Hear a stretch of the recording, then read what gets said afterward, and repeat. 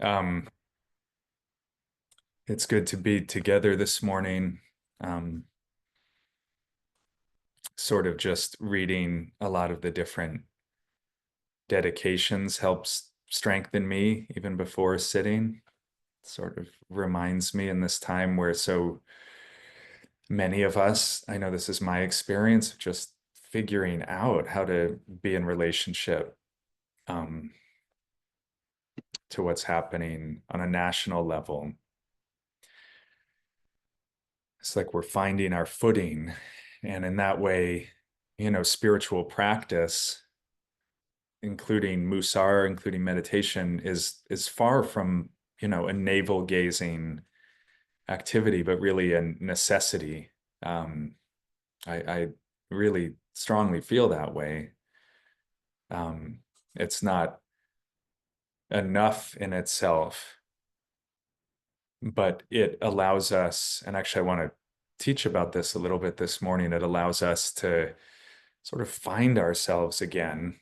It's a true sort of footing underneath us that can then is really invaluable in terms of not just impacting how we move into our day and enter in the world of relationship, but also how we respond to some of the larger challenges of our time. So um, often, if we don't, for those of us who are activists, or for those of us who, and I think that term can encompass all of us who are in some way, our prayer is to be in active relationship with the issues of our time. uh, we really need this. I think otherwise we sometimes make things worse, right? We almost can bring more noise. So there's that. And actually what I want to teach about this morning is I've been doing some research into Rabbi Israel Salanter, who, as some of you know, was the rabbi in I guess the early 19th century, early to mid 19th century, who's the founder of the Mussar movement. That in some ways Mussar is as ancient as Judaism is, right? It's an orbiting around the question of, if we know what it is to do good, what keeps us from doing good? Or it's an orbiting around, we know love your fellow as yourself, but what does that functionally look like? Um, so Mussar is as old as the day is long, right? And not unique to Judaism in that respect. There are Mussar texts, foundational Mussar texts, that we sort of begin identifying in the 11th, 12th century. But Salanter was the one who really said, look, let's find a practice. And that's sort of what we're indebted to him for. Let's find a practice. So what he came up with is what we call the Mussar movement, what he began, and what we're in that lineage. And there's some wonderful, I'm learning about all of these stories of Salanter. He didn't leave behind a lot of writing, and the writing he did leave behind was really unsystematic and not that inspiring, actually. But the stories that are told about him by his students are really, really wonderful and instructive. And so one involves him walking on his way to Kol Nidre services one year, the eve of Yom Kippur, holiest day, right, in the Jewish year. And he's walking on his way to services and he hears a baby crying. And so he it sounds like a baby's really distressed and it's not stopping. So he ducks into the doorway that the crying is coming from. And he finds a baby who's not happy. And the baby is being watched by her 9-year-old sister, older sister, who's feeling a little overmatched. The parents went to shul. Um, and so the children are kind of in distress. And so Salanter prepares a bottle for the baby. which is sort of lovely in itself if that's all he did, if he just prepared the bottle and then left. But after he gives the baby the bottle, he feels that the children are still afraid. So he just skips services and just sits with them until their parents come back.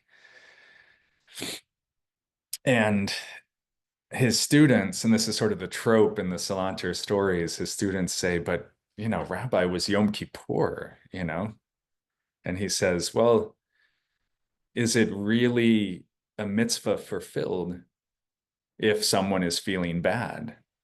You know, if like what and he also said the commandment to pray is a commandment, but it's not as central as the commandment to loving kindness and care for the other, as expressed by care for the other, that um, that is indigenous to the Bible and even more critical than prayer. So Salanter has this like relational sensibility where he can kind of in all of these stories, he can always see the human cost in any situation. Um, and so another story involves he would travel by wagon with his students often, right, from town to town. And in one particular account says that, they were driving together and his students were peppering him with questions about, there's a wagon driver, right? And they're in the back, sort of like a taxi, and his students are peppering him with questions about the Talmud, and they're wanting to talk Torah with him and these complex discussions. And he keeps steering the conversation back to, oh, it looks like it might be an early spring this year, or like very basic kind of fundamental daily concerns.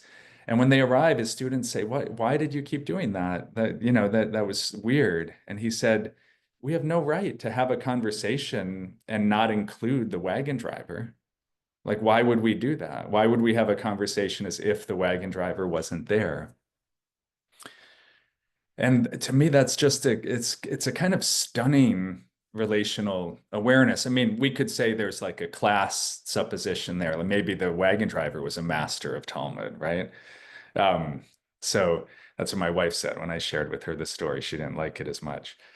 But I think it's just that kind of awareness, right? Like of is someone being made to feel left out here? Is what I'm doing, even though it's like Torah or a commandment, is it excluding someone? Is it shaming someone? I mean, and there's a host of these stories. They're really fantastic. And when I hear them, I sort of think to myself, that the human impulse we have is to hear stories like that and to think, I want to remember those stories, and then I hope I can act similarly in similar moments, you know? And there's nothing wrong with that. I think we all do that. I do that. But I think that the teaching, that part of Salanter's lineage is actually, in order to do that, we have to practice and prepare for when we're in those moments. Like it's not going to magically alchemize into our lives. That it actually, and that's what practice is for. That's what Mussar and meditation is for, right? It's to like really just the work on ourselves, to reorient ourselves, to look at our defensiveness, our defendedness, to trouble our default ways of seeing, to look at our entitlements, kind of our unconscious entitlements as we move through a day. So for Salanter, like you can't just decide, I'm going to try to respond that way in those kind of situations. I'm going to try to be exquisitely sensitized to human beings in any situation that I'm in. That it actually takes a lot of practice. It takes a lot of work. And I think there's some grace too. I don't think it's all we're pulling ourselves up by our bootstraps. And I think there's some grace also. But I love thinking about that as sort of a way of reminding ourselves of what we're doing with this practice. Like we're here kind of trying to soften the heart, trying to be curious about all of our suppositions, so that we can begin to see past our own mishigas and be more, just compassionate, aware of, you know, the needs that we could maybe help meet of others if we weren't so busy with our own craziness. So again, in that way, it's far from a navel gazing thing, this practice. It's a training in order to be more available for each other.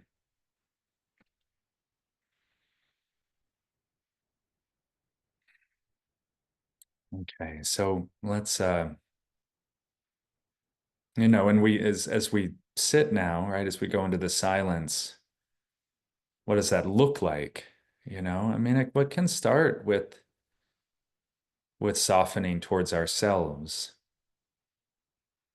The in silent moments, sometimes that self-judgment can be really loud. And that's sort of another kind of self-centeredness, right? That's so it's how so we can start as we sit now together, maybe there's some intention to soften towards ourselves, just to turn down the volume on the documentary that we're narrating about our own life, or at least the sort of that way that we beat ourselves up, that part of the narrative. We're really doing the best we can. I mean, that's what my mom would always say. She would always say everybody is doing the best they can, even when they're not, in kind of a larger sense. In the moment, it feels like we're doing the best we can. So we could start with that and start with some trust that we're all doing this work. We share this work with all beings, consciously or unconsciously, this intention to wake up a little more.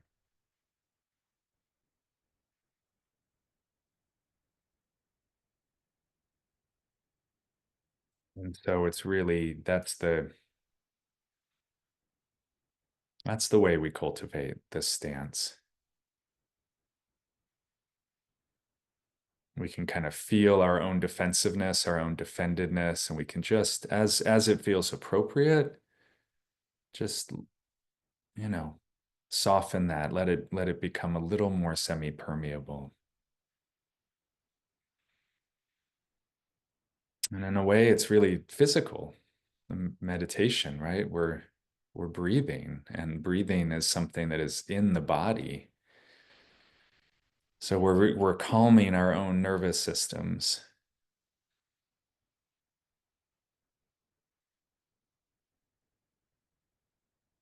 which will also help us respond more skillfully.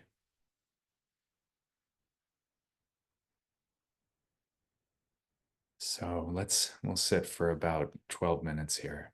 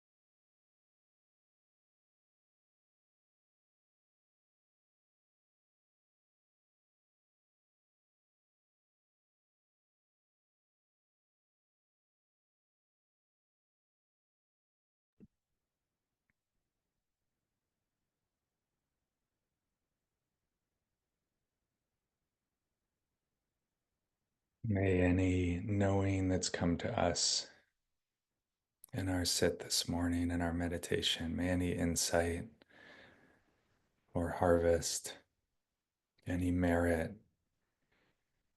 may it be for the benefit of all beings everywhere. May all beings be blessed. Thanks, everyone. See you soon. Thank you for being here.